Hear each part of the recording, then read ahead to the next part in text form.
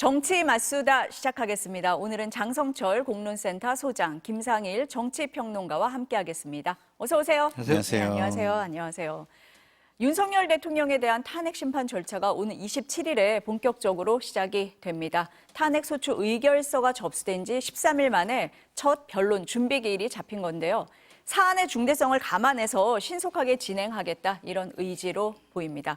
윤 대통령에게는 23일까지 답변서를 내라고 했습니다. 변론 준비 기일 모두 공개되지만 당사자 출석 의무는 없습니다. 하지만 윤 대통령이 적극 대응을 시사를 했잖아요. 직접 출석할 가능성 이런 것도 제기가 됩니다. 어떻게 보세요, 소장님은? 근데 느닷없이 예측 불가능한 결정을 하는 분이라서 뭐라고 좀 말씀드리기가 어려운데 지금까지의 입장은 정치적 법적 책임을 피하지 않겠다. 맞서 싸우겠다. 막 그렇게 말씀하셨잖아요. 그럼 처음부터 나가서 본인이 하고 싶은 말을 하시지 않을까. 근데 변호인들은 말리겠죠. 그러면 안 된다.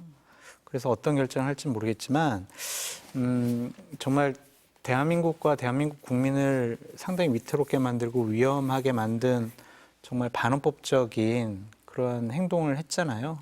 그것에 대해서 지금 약간 좀 비겁한 모습, 법적 책임을 좀 회피하려는 모습 막 보이고 있는 것 같은데 그러지 마시고 당당하게 한번 좀 말씀하실 거 말씀하시고 그랬으면 좋겠어요. 자꾸 피하는 모습은 국민에 대한 최소한의 마지막 도리도 아닌 것 같다. 그런 생각이 듭니다. 그러니까 박근혜 전 대통령 같은 경우는 변론 준비 기일에 한 번도 나온 적은 없었어요. 근데 윤 대통령은 어떻게 할지 모르겠다. 네. 나올 수도 있다라고 보신다. 어떻게 보십니까? 기본적으로 본인이 하고 싶은 말을 못 참는 스타일이긴 하잖아요.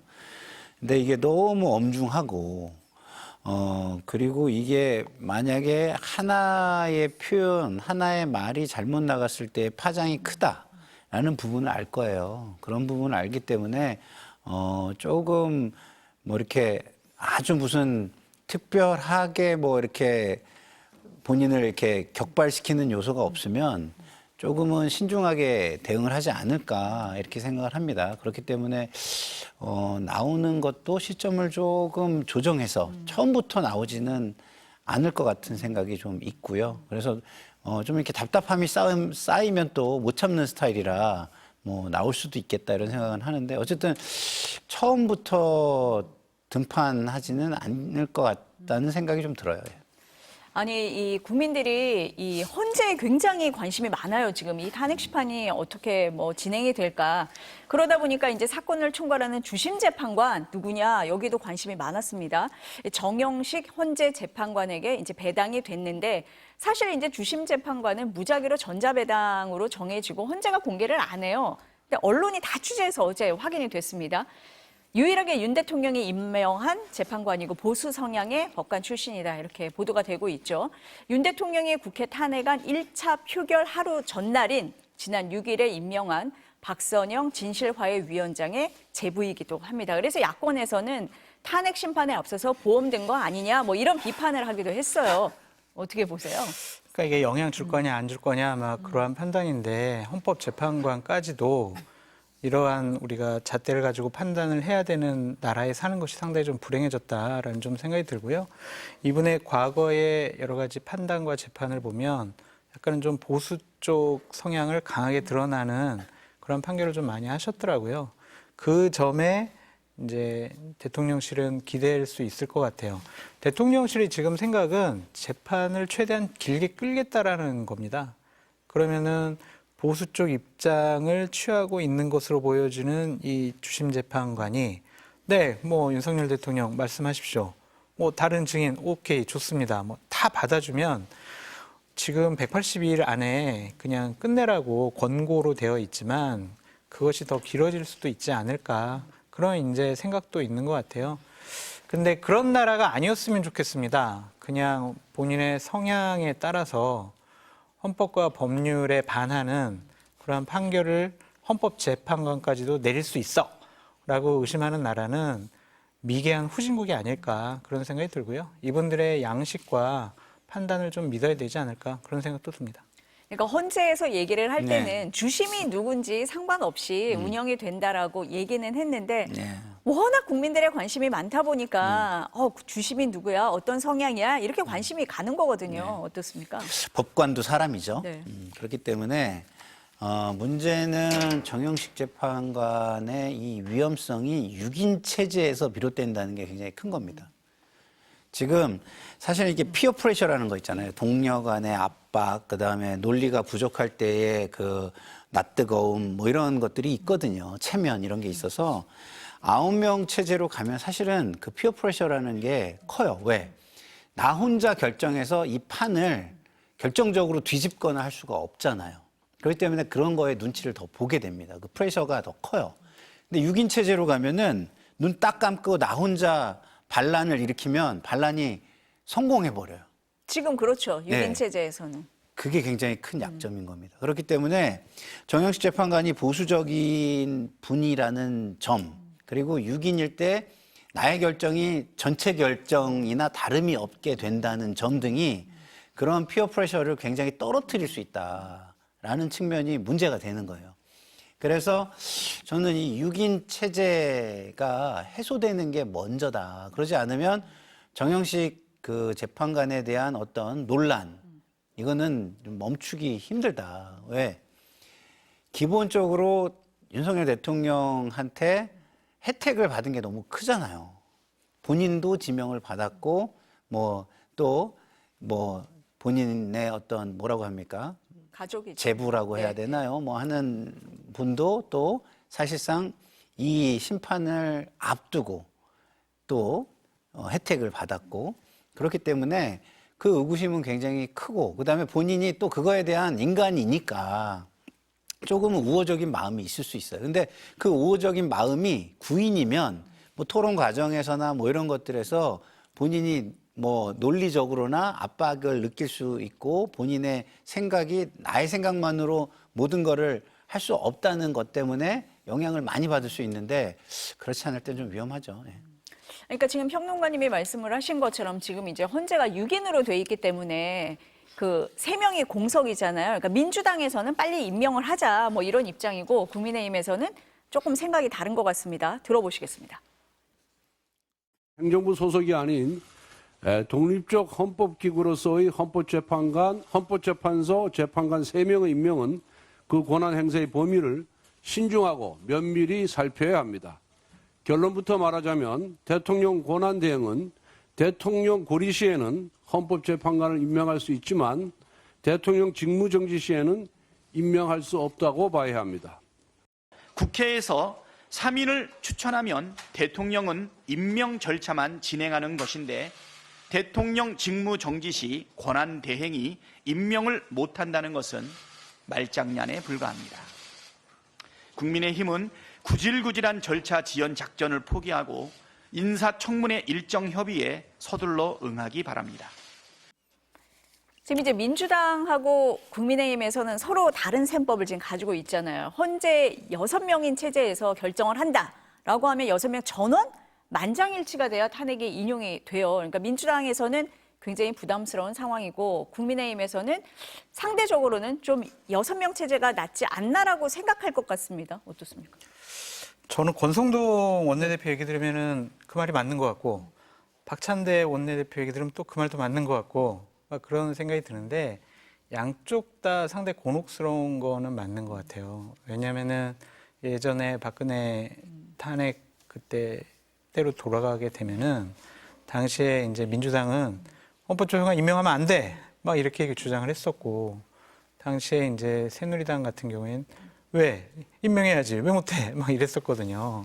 물론 그땐 권리냐 정지냐 뭐 그러한 얘기도 있었고, 국회에서 추천하는 거냐 뭐 대통령이 추천하는 거냐 막 그런 차이도 있었지만, 저는 기본적으로 대통령 권한 대행의 권한을 적극적으로 행사하냐 행사할 수 없느냐, 그런 차원의 큰 틀 차원의 문제로 생각을 해봐야 될 것 같아요. 만약 권성동 원내대표의 말이 맞다면은요, 지금 민주당이 자신들의 힘으로 통과시킨 법안들을 거부권 행사하면 안 돼요. 그러면 그게 맞잖아요. 권한 행사하지 말라고 하니까. 그렇죠. 네. 그대로 해석을 하면. 네. 네. 그냥 그거는 당연히 받아들여야 된다. 거부권 행사하면 안 된다. 그렇게 좀 받아들여지거든요. 근데 이게 유불리를 떠나서 이럴 때일수록 좀 원칙적으로 기본으로 돌아가서 생각을 해봤으면 좋겠다라는 좀 생각이 들고요. 저한테 개인적으로 당신은 어떻게 생각하냐라고 하면 저는 민주당 말이 좀 더 맞지 않느냐라는 생각이 들어요. 왜냐하면은 이게 대통령이 임명하는 재판관이 아니잖아요. 그렇죠. 국회에서 추천하는 재판관을 그냥 거의 하는 형식으로 끝나는 거거든요. 그게 그러한 소극적인 행위라면 당연히 해야 되지 않느냐. 그리고 대통령 탄핵이라는 저런 중요한 문제를 6명의 재판관이 결정하는 것보다는 9명의 재판관이 보다 더 합리적인 선택, 좀 논의를 제대로 해서 하는 것이 어떨까, 좀 그런 생각도 듭니다. 어떻게 보세요? 기본적으로 네. 지금 국민의 힘이 다른 의도를 가지고 이게 정확하고 역사적으로 도움이 되고 국민의 삶의 물줄기를 어떻게 바꿀지 모르는 어떤 중요도를 생각한 이런 이야기라면 존중해 줄 수가 있습니다. 근데 지금 말하는 건 다른 의도를 가지고 있는 것으로 저는 개인적으로 의심할 수밖에 없는 이야기들을 하는 거예요. 그게 본질입니다. 그러면 사실상의 지금 권성동 원내대표의 말은 제2차 내란 시도예요. 사실상. 2차 계엄 시도고 내란 시도라고 저는 생각을 해요. 그러면 그런 오해를 받지 않으려면요, 조금 더 완결된 모습, 흠결이 적은 모습으로 판결을 할 수 있게 해주는 게 맞습니다. 뭐가 더 중요합니까? 이 역사적인 판단을 하는데 보다 흠결이 없고 그리고 나중에 문제가 되지 않을 판단을 하게 해주는 게 훨씬 정치인으로서 책임 있고 중요한 거 아닙니까? 근데 자기들의 작은 이익을 위해서 그 소탐을 위해서 국가와 역사라는 데 큰 죄를 짓는 대시를 하면 되겠습니까? 저는 안 된다고 생각하고요. 이렇게 보시면 됩니다. 법적 권한은 가지고 있습니다. 대행도 다 가지고 있어요. 단지 이 권한을 행사함에 있어서 절제가 필요한 것뿐입니다. 왜? 민주적 정통성이 없는 사람이기 때문에 무한적으로 막 쓰려고 하면 안 된다는 의미예요. 그러니까 불가피성이라는 게 있으면 해야 되는 겁니다. 지금 이건요, 불가피한 거예요. 불가피한 겁니다. 그냥 내가 이 권한이 있기 때문에 내가 이 권한을 향유하거나 뭐 적극적으로 쓸 거야, 이런 게 아니거든요. 그렇기 때문에 이 불가피성이라는 측면에서 볼 때 이거는 한덕수 총리가 무조건 해야 되는 거다. 예를 들어서 똑같은 차원에서 하나 더 보자면 국가재정법이 있습니다. 한덕수 총리는 행정부 출신이잖아요. 그리고 기재부 출신이잖아요. 근데 거기에 자동부의 조항을 폐지하고 여야가 합의할 때만 안건으로 올리게끔 만들어놨어요. 그러면 이거 거부 안 할 겁니까? 자동부의 조항 폐기는 그나마 괜찮아요. 과거에도 해본 것이고 그거는 뭐 좀 약간 어려움의 차원이라면 합의를 해야 안건이 된다는 건 전혀 다른 문제입니다. 이거는 안건으로 올리는 걸 그렇게까지 하는 건 없어요. 그럼 이거는 행정부 차원에서는 행정부의 미래 역사를 생각하면 반드시 거부를 해야 된다고 행정부에 속한 사람들은 생각할 만한 사안이에요. 그러면 이거 불가피하잖아요. 안 할 거예요? 적극적 행사니까 안 할 거예요? 그거 아니라는 거죠. 그래서 저는 법적 권한은 가지고 있고 이게 불가피한 것이냐 아니냐 이걸 기준으로 해가지고 이 불가피하지도 않은데도 뭐 개인의 이익이나 진영의 이익이나 또 다른 의도에 의해서 하는 것들은 절제돼야 되지만 이 아주 불가피한 것들 이런 것들은 저는 하는 것이 맞다 이렇게 생각합니다. 근데 민주당도 웃긴 태도를 보이고 있는 것이고 이율 배반적인 모순된 행동을 보였다라고 판단할 수밖에 없는 게 비상계엄 이전에 국민의힘에서 빨리 헌법재판소 추천해가지고 우리 재판관 임명합시다라고 했는데 계속 그냥 안 하고 민기적거리고 그랬거든요. 그러니까 당리당략에 따라서 국가의 헌법기관의 구성 자체를 판단하고 논의하고 결정한다는 것 자체가 민주당도 솔직히 할 말은 없어요. 그런데 아까도 말씀드렸지만 대통령 탄핵이라는 이 중대한 문제를 보다 더 많은 재판관들이 좀 지혜로운 판단을 할 수 있도록 구성은 해주는 것이 맞지 않을까 그런 생각이 듭니다. 이게요, 이런 겁니다. 지금 우리 장 소장님이 얘기한 민주당의 그 당리당략적 모습의 비판은 저는 당연히 해야 된다고 보고 저도 그런 부분은 비판을 해요. 근데 이거는 당리당략이 아니에요. 지금 현재의 지금 상황은 현재의 상황은 국익의 상황이고 그리고 역사의 상황이고 그다음에 국민들의 어떤 미래, 우리 후손의 미래에 대한 문제인 거예요. 그래서 이거는 지금 당리당략의 부분은 다른 사안 가지고 얼마든지 비판하셔도 좋은데 이 사안에 대해서는 국민과 역사, 후손들의 미래 이걸 먼저 생각해 주셨으면 좋겠다는 말씀을 드립니다. 그래도 반성은 해야 돼요. 반성은 해야죠. 우리가 진짜 지난번에 네. 이랬는데 이거 잘못 네. 생각한 것 같습니다. 그렇게 해야지 자신들의 주장의 정당성이 확보되는 거지. 자기네들이 실컷 지금까지 안 하다가 갑자기 하자 그러면 이건 당리당략이라고 비판 저 같은 사람은 할 수밖에 없는 거죠. 평론가님도 같이 비판을 하신 거니까요. 마땅한데요. 어쨌든 요 그렇지만 이 사안만큼은 사안에서는 네. 구인 체제로 완결성을 네, 가지고 그렇죠. 판단을 하는 게 맞다 이렇게 말씀을 하고 계십니다. 이게 두 개의 축으로 지금 진행이 되고 있어요. 하나는 탄핵이라는 축이고 하나는 수사라는 겁니다. 그러니까 윤 대통령에 대한 수사 압박도 거세지고 있어요. 검찰이 윤 대통령에게 소환을 통보했는데 1차에 응하지 않았어요. 2차 통보 지금 한 상태입니다. 21일에 나오라고 했습니다. 또 경찰, 공수처, 국방부가 꾸린 공조수사본부는 내일 오전 10시에 공수처로 와서 조사받으라 이렇게 통보를 했는데 이 출석 요구서가 전달이 안 되고 있어요. 대통령실에서도 안 받고 경호처에서도 안 받습니다. 그래서 특급 등기 우편으로 발송을 했는데 이번에는 미배달, 수치 거부예요. 이건 어떻게 봐야 됩니까? 뭘 어떻게 봐요? 비겁하게 보시죠. 비겁하게 보면 봐야 됩니다. 그러니까 본인이 네. 정정당당하게 법적인 싸움을 하겠다라고 천명을 하셨는데 이걸 안 받는 것은 과연 뭘까? 그냥 재판을 질질 끌고 지연시키기 위해서 지금 작전이 시작됐다 이렇게 볼 수밖에 없는 것 같습니다. 왜 이런 거 가지고 괜히 이런 식으로 해서 비판을 자초할까? 매를 한 대 더 맞으려고 할까? 좀 그런 생각이 들고요. 저는 이렇게 출석 요구서 받아서 나가는 모습보다 자진 출석해서 1차 소환 통보 받으셨잖아요. 자진 출석해서 검찰이나 경찰이나 이렇게 논의를 하셔가지고 출두 날짜 정해서 본인이 자진 출두하는 것이 국민에 대한 예의와 도리가 아닐까. 그리고 지금까지 본인이 얘기하셨던 명분과 방침에 맞는 거다. 그런 생각이 좀 듭니다. 그래서 자꾸 이렇게 좀 치졸한 모습은 더 이상 안 보이셨으면 좋겠어요. 공직자는요. 네. 국민을 위해서 일하는 사람이기도 하지만 중요한 게 있습니다. 헌법과 법과 제도와 사회 질서의 수호자라는 게 또 있어요. 그 역할의 최고의 정점에 대통령이 있는 겁니다. 근데 헌법과 법과 제도와 사회 질서를 수호하지 않고 지키지 않는 대통령.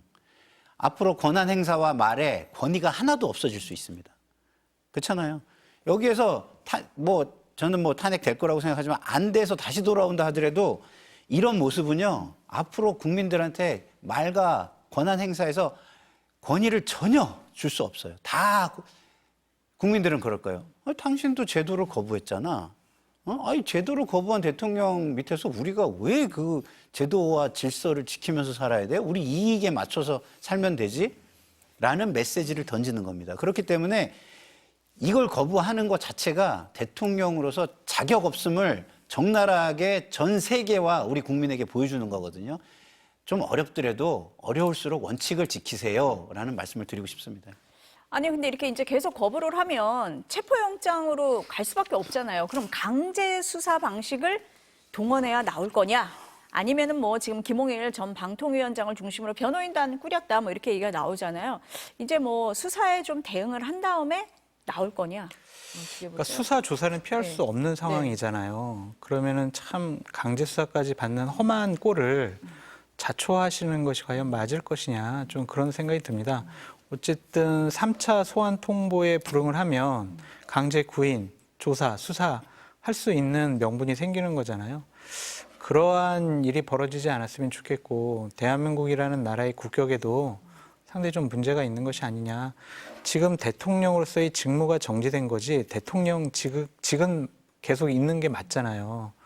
정말 나라의 가장 큰 어른으로서 헌법과 법률을 지키는 모습을 보여주는 것이 좋은 것이 아니냐, 옳은 것이 아니냐 그런 생각이 듭니다. 체포영장까지 갈 거다 이렇게 보세요? 어떻게 보세요? 그러지 않기를 뭐 저는 바래요. 근데 어쨌든 지금 거부하는 모습을 보이려면 적어도 국민들한테 왜 그러는지에 대한 입장 설명과 그러면 앞으로 어떻게 하겠다는 예측 가능성을 주는 게 대통령으로서 맞습니다. 그냥 힘이 있다고 내지는 버틸 수 있는 뭐 여력이 있다고 버티는 거는 맞지 않아요. 그래서 저는 이랬으면 좋겠어요. 대통령께서 지금의 상황을 좀 설명하고 어떤 상황이니까 지금 이게 어렵다라는 거 설명을 하고 그러면 어렵기 때문에 이렇게 뭐 갔으면 좋겠다는 입장 표명을 하고 그다음에 검찰하고 협의를 시도해보고 안 되면 검찰의 수사기관의 뜻을 따라주는 이런 방식으로 저는 적어도 가면 그나마 좀 국민들이 뭐 그래 뭐 저 정도는 뭐 이렇게 하겠지만 네.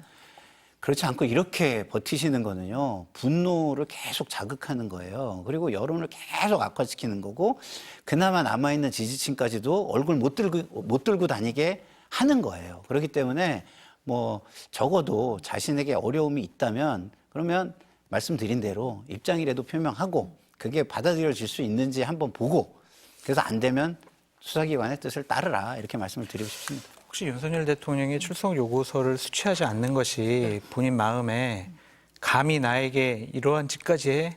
못 참겠어, 가만두지 않겠어 이런 또 울분과 원한이 있는 것이 아닌가 좀 우려스러운 생각이 들고요. 어쨌든 본인의 입장은 우리가 1차, 2차 담화를 통해서 우리가 알고 있잖아요. 별로 잘못했다고 생각하지 않으신다라는 것이 확실하게 드러났잖아요. 그래서 마음속에는 아니 내가 얼마 전까지만 해도 내 말이면은 다 그냥 죽는 신용까지 했던 이러한 수사기관들이 감히 나에게 칼을 들이대? 이런 생각을 갖고 있다면 그것도 대한민국 국민으로서 살아갈 자격도 없는 것이 아니냐라는 좀 생각이 듭니다. 그래서 대통령께서는 꼭 이제 헌법과 법률을 마지막이라도 좀 지키는 그런 모습을 보였으면 좋겠다. 물론 지금 하는 것도 헌법과 법률을 크게 위배한다고 볼 수는 없지만 제도라는 것에 대해서 대통령으로서 좀 지키는 모습을 보여주셔야 되는 거 아니냐. 본인의 원한과 울분은 나중에 재판정 가서 아니면 수사 과정에서 그때 얘기하시면 된다라고 말씀드려요. 앞서서 저희가 이제 취재 기자들하고 얘기를 해봤지만 뭐 공조수사본부나 검찰이나 수사에 굉장히 속도를 내고 있어요. 어떻게 보면 뭐 경쟁하는 거 아니냐 뭐 이런 얘기 나올 정도인데 이것 때문에 또 좀 문제도 있어요. 어제 경찰이 문상호 정보사령관을 긴급 체포했습니다. 근데 검찰이 승인을 하지 않아서 석방 조치가 됐어요. 이런 데 대한 논란도 좀 있습니다. 어떻게 보세요? 근데 기본적으로 군인은 군사법원에서 재판권 규정이 있기 때문에 이것은 우리가 영장을 발부할 수 없다 이런 입장인 것 같은데 공조수사본부에 지금 검찰이 빠져 있잖아요. 그것도 하나의 요인인 것 같아요. 그래서 공조수사본부에 검찰도 뭐 연락관이라든지 아니면 파견 검사를 통해서 좀 체계적으로 함께 공동으로 혼선을 일으키지 않으면서 경쟁의 모습도 보이지 않으면서 원활한 수사가 이루어지는 협조 체제가 구축됐으면 좋겠다. 그런 생각이 듭니다. 현직 대통령을 수사하고 조사하는 거 어마어마한 일이잖아요. 그렇죠. 그래서 군사적으로 여러 가지 문제가 있었고 내란죄로 수사받는 현직, 전직 정말 높은 지위에 있는 사령관들이 있잖아요. 이분들 수사하는 거 단순히 어떤 한 기관에서 하지 못하거든요. 그러니까 공조체제를 좀 더 확실하게 구축하는 것이 시급히 필요하다라고 보여집니다. 아니 근데 검찰에서 사실 내란죄 같은 경우는 검찰이 바로 수사에 착수할 수가 없잖아요. 그래서 지금 이제 직권남용을 수사하면서 이제 내란죄로 가는 건데 그래서 이제 기소권 얘기도 나오고 그렇습니다. 근데 지금 소장님 말씀하신 것처럼 이 공조수사본부에 지금 검찰만 빠져 있는 그런 상황이거든요. 예. 그러니까 우리가 세상에 공적인 일을 하는 데 있어서는요 가장 중요한 게 뭐냐면 그 주변적인 게 아니라 본질이에요. 본질은 뭡니까? 본질은 항상 무엇을 위하여에 있는 거예요. 무엇을 위하여. 이건 무엇을 위하여 있는 거죠? 수사가 잘 되게 하기 위하여라는 게 있어야 되는 거예요. 그러니까 검찰이든 공조수사본부든 수사가 잘 되기를 위한 거라면 서로 하는 거를 잘 되는 쪽이면은 도와주고 지원해줘야죠. 근데 무엇을 위하여해서 내 조직의 권한을 강화하기 위해서 내 권한을 더 막강하게 하기 위해서라는 그런 의도가 있다면 그것은 목적에 위배되는 행위를 하는 겁니다. 그런 건 나쁜 의도죠. 그런 나쁜 의도를 가지는 것은 버려야 됩니다. 지금 검찰이 국민 신뢰가 바닥이에요. 그러면은 경찰이 하는 거에 있어서 그러면은 예를 들어서 이건 안 돼. 그러면 다른 방법을 뭐 협조를 해주든가 이런 식으로 해야지 자꾸 자기들의 권력을 강화하려고 그러고 자기들의 권력으로 모든 거를 묶어 놓으려고 그러고 뭐 그걸 독점하려고 하는 그런 모습으로 간다면 국민과 역사는 검찰을 용서하지 않을 겁니다. 이거 외에도. 그래서 저는 중요한 거는 뭐 권한도 중요하고 능력도 중요하고 국민 신뢰도 중요한데 가장 중요한 게 무엇인가부터 하나씩 아래로 우선순위를 둬서 생각을 해라. 그렇다고 한다면 지금 가장 중요한 건 수사가 잘 될 수 있게 무엇을 위하여라는 국민의 질문에 이거는 수사가 잘 되게 하기 위한 겁니다라는 걸 답할 수 있느냐를 자신한테 물어보고 모든 일을 행하라. 그렇지 않으면 본인들도 역사의 죄인이 될 것이다. 이렇게 말씀을 드리고 싶습니다. 이현 장관님, 제가 검찰을 좀 비판하고 싶은 부분이 있는데 비상계엄 이전에는 검찰은 윤석열 대통령에게 맹종하는 모습, 충성스러운 모습만 보였잖아요. 그 부인인 김건희 여사와 관련된 여러 가지 혐의, 무혐의 주려고 변호인의 역할을 하는 거 아니냐라는 비판도 많이 받았잖아요. 그런데 이제 비상계엄 이후에 온 국민의 지탄이 대상이 되니까 이제 와가지고 본인들도 막 수사하겠다고 조사하겠다고 막 소환장 보내고 과연 이게 맞는 것이냐, 검찰이 이래서 되는 것이냐 그런 생각이 좀 드는 거예요. 그냥 권력자들에게는 아부하고 아첨하고 수사 제대로 못하고 권력의 눈치 보고 권력을 잃어버리는 순간 저렇게 맹수처럼 달라들여가지고 핥히고 저런 검찰을 국민들이 원하지는 않았을 겁니다. 앞으로 검찰이 뭐 계속 저렇게 존재할지 안 할지 모르겠지만 수사기관일수록 권력의 눈치 보지 않고 정말 공정한 잣대로 그냥 권력자대로 제대로 좀 수사하는 그런 수사의 기풍이 마련됐으면 좋겠어요. 검찰 그러니까 너무해요. 이게 목적을 위한 선의의 경쟁이라면 이런 거 가지고 왜 우리가 얘기하겠어요. 근데 목적을 위한 선의의 경쟁이 아니라 자신들의 소위 말하는 영역 다툼, 권한 다툼처럼 비치니까 우리가 이런 비판을 하는 거거든요. 그래서 경찰이든 공수처든 검찰이든 정말 이 국민을 위한 바른 정의를 세우는 수사를 하는 것이 목적이라고 한다면 이렇게 우리가 얘기할 그런 상황은 벌어지지 않을 것이다. 다시 말해서 이런 상황이 있다는 것에 대해서 그 수사기관들은 반성을 해야 된다. 그리고 앞으로는 그 반성에 기반해서 서로 어떻게 하는 것이 그런 기대를 저버리지 않는 건지, 어떻게 협조를 통해서 국민의 기대에 부응하는 건지 한번 모여가지고, 그리고 국회가 그 역할을 해야 돼요.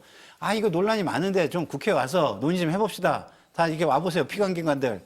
해가지고 같이 테이블을 만들어줬으면 좋겠다. 이런 생각이 듭니다.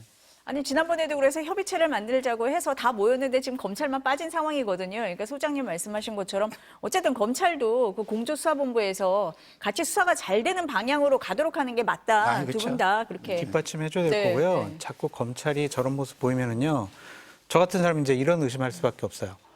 여권이 지금 권력을 잃었으니까 민주당이 이제 다음번에 대권을 차지할 가능성이 높으니까 이제 민주당을 향한 수사나 조사나 이런 것들이 제대로 안 되겠구나.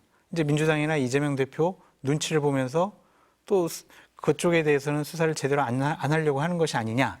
그렇게 비판할 수밖에 없어요. 그래서 그러한 의심을 검찰 스스로 자초한 거라고 생각이 들거든요. 그래서 제도적인 개선을 통해서 검찰이 저러한 일과 저러한 방침으로 수사를 못하도록 제대로 좀 뭔가 좀 제도적인 기반이 마련돼야 될 것 같다는 생각도 듭니다. 지금 이제 뭐 어쨌든 여러 기관에서 수사를 막 진행을 하면서 내란 사태 전모가 조금씩 이제 계속 드러나고 있습니다.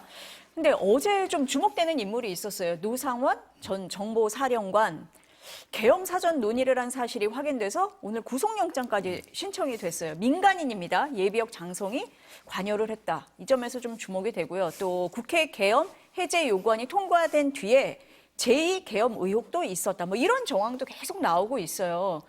일련의 과정이 어떻게 보세요? 이게 참 선동적이고 자극적인 이러한 여러 가지 얘기들이 나오고 있어서 상당히 좀 확인 작업도 필요한 것 같고, 진짜 이러한 일이 벌어졌는지, 이러한 혐의가 사실인지, 의혹이 사실인지가 제대로 좀 밝혀지는 것이 옳다라고 좀 생각이 드는데, 이 윤석열 대통령과 김용현 전 국방부 장관이 이렇게 계엄을 선포하려고 했던 근본적인 요인은 두 축이 있는 것 같습니다. 하나는 민주당이 막 너무 탄핵도 남발하고 예산도 안 줘가지고 이거 나라가 너무 어렵고 이상하니까 이거 좀 경고하고 겁주고 본인들 말로는.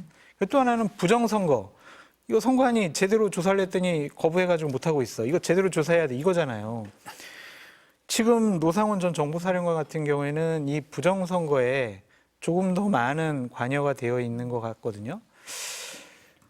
그런 게 맞느냐라는 좀 생각이 들어요. 자꾸 이제 극단적인 유튜버들이 하는 주장, 일부 구구적인 인사들이 하는 주장에 대통령과 국방부 장관이 비상계엄을 할 정도의 심각한 일로 인식을 했다라는 것 자체가 저분들이 과연 국가를 운영할 만한 자격과 능력이 있었느냐, 그러한 부분도 비판을 해보고 싶습니다.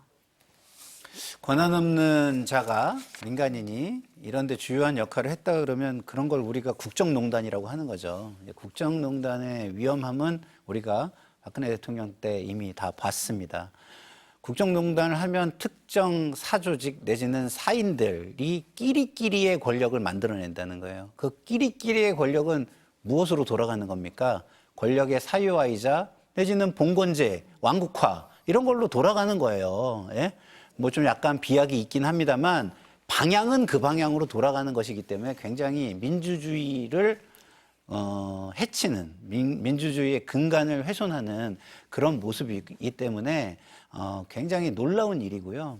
그런데 끼리끼리의 권력을 만드는데 지금 심취해 있었다라고 한다면 진짜 빨리 이거를 빠르게 이런 모습을 수사기관들이 봤으면 좀 더 빠르게 국민과 미래를 위해서 빠르게 수사를 진행하고 이거를 결론 짓기 위한 최대한의 노력을 해야 한다. 다른 자신들의 권한, 권한의 범위, 이런 거를 다투는 이런 거는 지금 한가한 소리고 역사에 죄를 짓는 거다. 다시 한번 강조드립니다.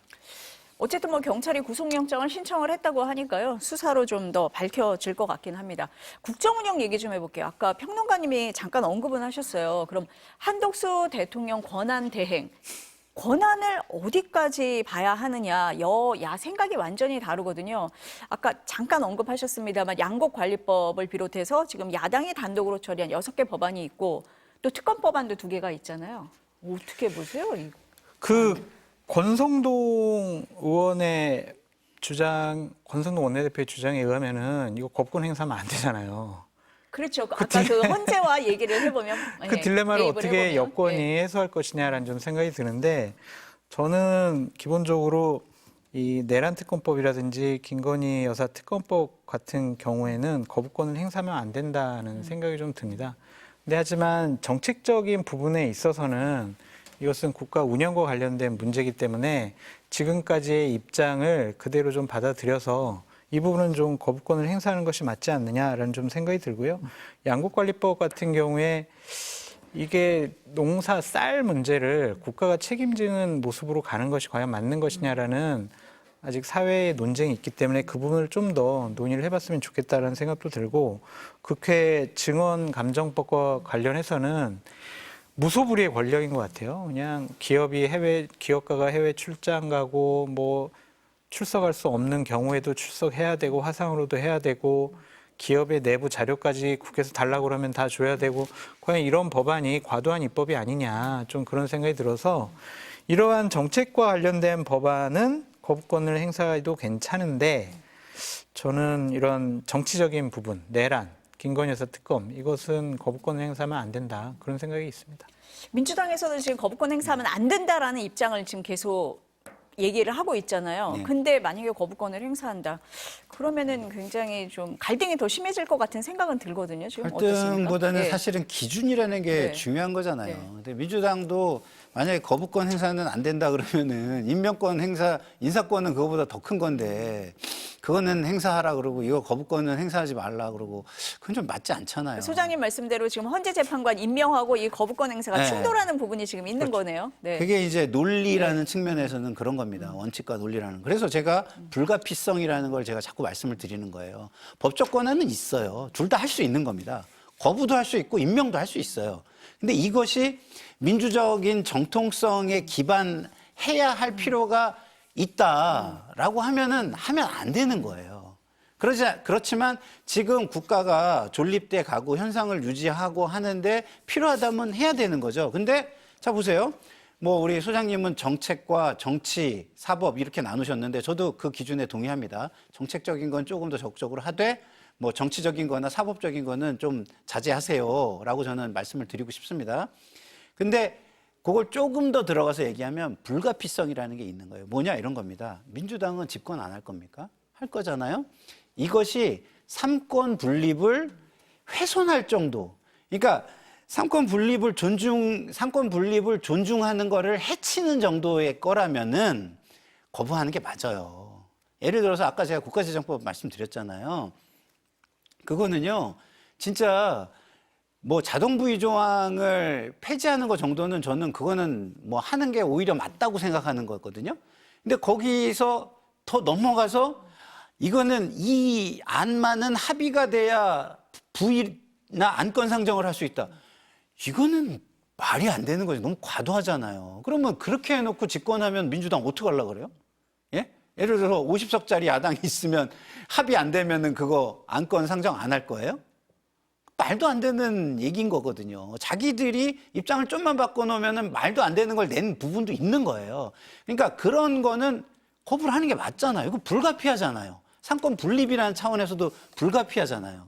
그래서 그런 정도 정책에 관해서 그런 정도의 불가피성이 있는 것들은 하시되 그렇지 않은 거면 또 입법부의 어떤 그 민주적인 어떤 결정이라는 민주주의에 의거한 뭐 다수결의 원칙에 의해서 행해진 결정이라는 걸 존중하는 차원에서 이루어지는 게 좋다. 이렇게 좀 말씀을 드립니다. 그러니까 민주당과 이재명 대표를 이 부분에 대해서도 좀 비판을 하고 싶은 게 이재명 대표는 본인의 재판과 관련해서는 대북 송고 관련돼서는 재판부 기피 신청을 하면서 이제 재판을 좀 지연시키고자 하는 일들을 벌이고 있잖아요.